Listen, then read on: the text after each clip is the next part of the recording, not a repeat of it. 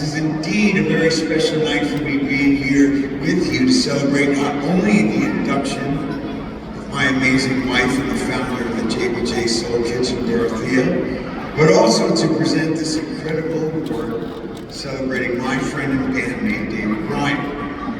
Now, I have known David longer than I haven't known him. We've been in bands together for more than half of our lives, for the better part of 45 years and counting. When we met, we were 17 years old in a band called the Atlantic City Expressway, and today we still call our band, Bon Jovi, our family. A band of brothers who could only dream that someday our picture would hang at the rest stop on the Garden State Park.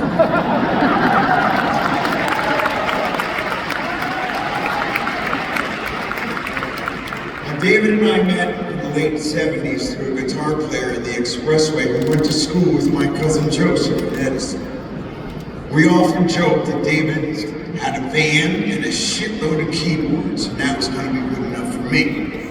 But the truth is, David was a great keyboard player.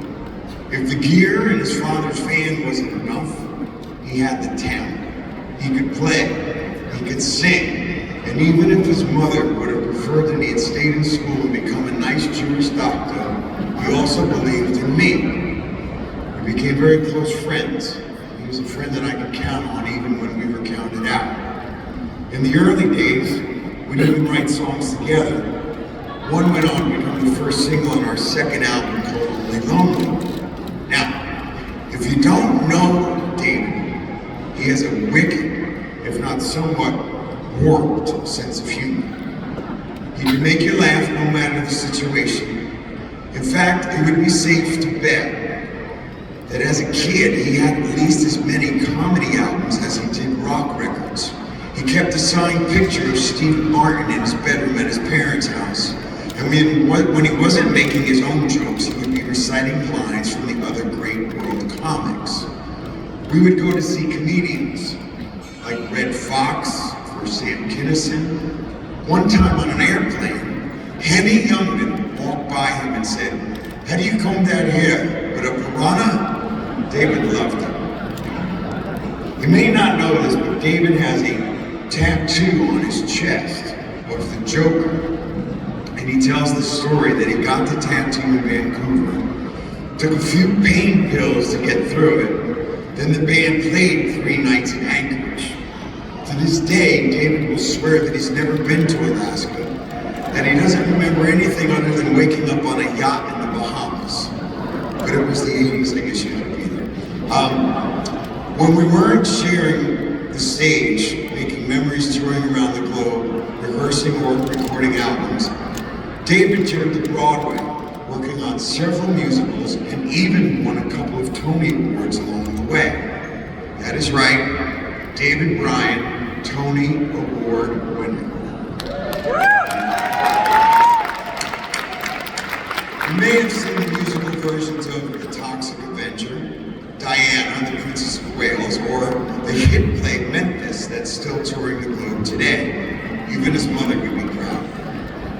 David is as loyal as he is talented, and I could go on and on about how he has played through health challenges, personal issues, and he never ever missed a gig.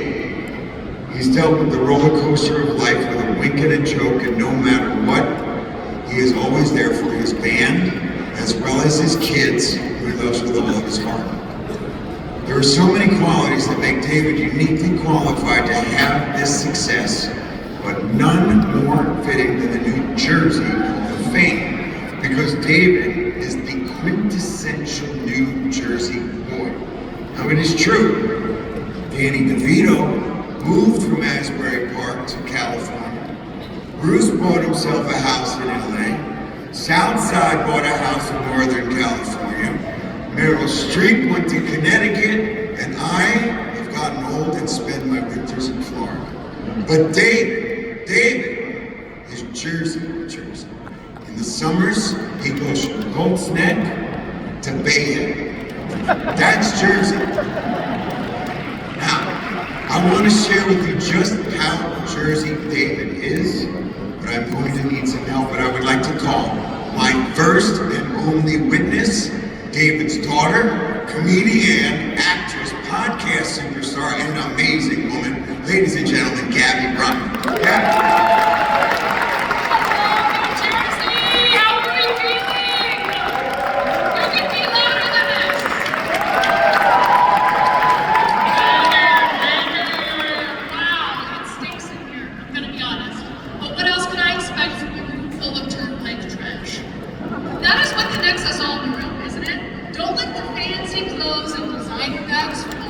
Every last person in here is a solid piece of New Jersey trash. Gasoline runs in each and all of our veins. And that goes for all of us, by the way. Don't act like you're not. I bet if you light a match for the Jonas Brothers, even they would burst into flames. Hi, the Jonas Brothers. I love you guys. Joe, maybe we can talk later. I'll take off my heels. Roasted, Jonas Brothers roasted. I'm kidding, I'm joking, I love you guys. I'm seriously in love with you. Stop flirting, my dad's here. Okay, so to prove that my amazing dad deserves this induction into the New Jersey Hall of Fame, beyond his awards and accolades and a lifetime of hard work, Jon and I have come up with a little game called How New Jersey Is He? So let's prove that under all that hair is still a heaping pile of North Jersey trash. And for that, he is truly worthy of this honor. So in rock and roll fashion, if you could all help us by repeating the hook, how New Jersey is he? He measures distance by how far it is from the airport. Oh, we're going to the Hall of Fame ceremony tonight, Dad? Where is it? It's 28 minutes from Newark Airport? Okay, but we're driving. How New Jersey is he? He brings his own bowling ball on tour. If that isn't true, that isn't nothing else. How New Jersey is he? No matter where we are in the world, on tour, on vacation, wherever, every morning he still wakes up and checks the tunnel traffic. We'll be in Paris and he's on his phone reading about the backup at the Holland Tunnel. I'm like, Dad, what? And he's like, Gabby, people gotta get somewhere. How Jersey is he? He once put a dead fish in the air vents at a fancy French hotel because, hey, they looked at his fucking weird.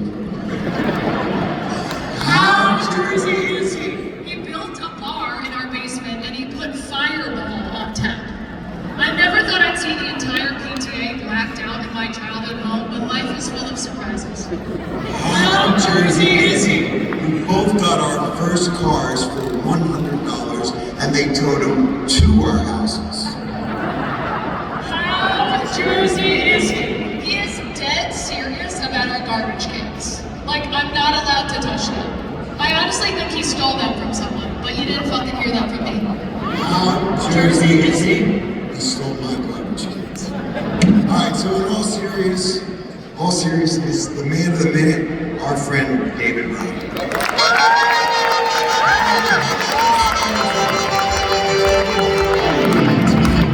Lessons at the age of 7. He enrolled at Rutgers University as a pre-med and music major, continuing his musical education in preparation for an audition at the prestigious Juilliard School of Music. He met Jon Bon Jovi in 1978 and joined his cover club band, Atlantic City Expressway.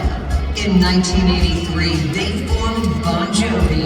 David is a Grammy winner, a multiple Tony Award winner for his hit musical Memphis, and Outer Critics Award winner for his hit off-Broadway musical Toxic Avenger, and debuting Diana the Musical on Broadway. He was inducted into the Rock and Roll Hall of Fame in 2018. Over the past 42 years, the band has sold more than 150 million records and toured the world playing to millions of people. Tonight, his next big gig as the 2025 inductee into the New Jersey Hall of Fame.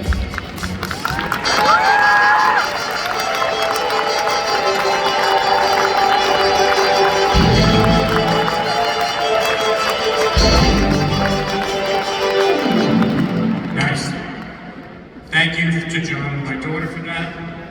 It's very special. How special, but it's special. So tonight is a celebration of opportunity, and New Jersey is the place for opportunity, and it all starts in a mall. grew up in from Jersey, you're only 15, 20 minutes from the mall.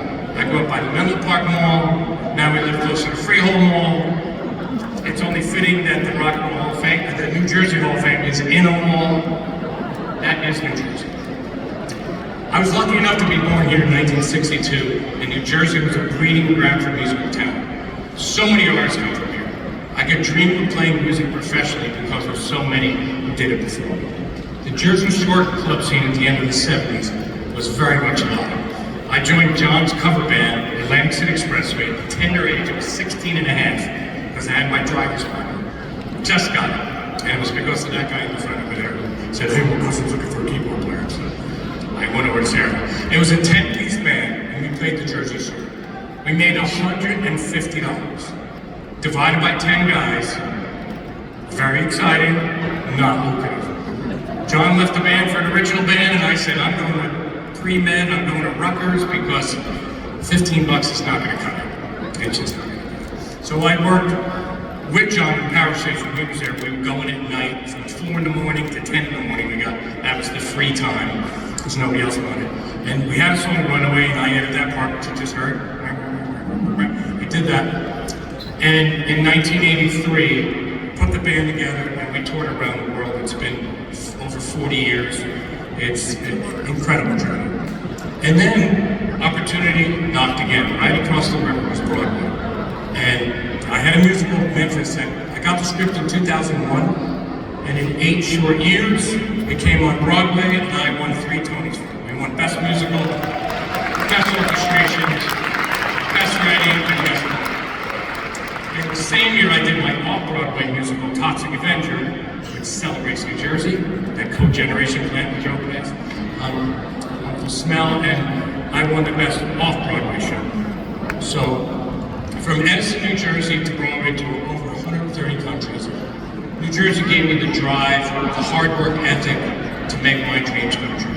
Thank you to my wife, thank you to my kids, thank you to John, thank you to Butch, thank you to all my friends who came from across the country and across the Parkway, and really, thank you very much. And from a kid from Edison, New Jersey, I'm humbled by all the talent that's in this room and all the winners tonight. And it ain't over yet. And I'm gonna leave you with my best New Jersey joke. I'm gonna do it, yeah. I wanted to kiss a girl where it stinks, so you know where I took her? I took her to Jersey. There you go, thank you.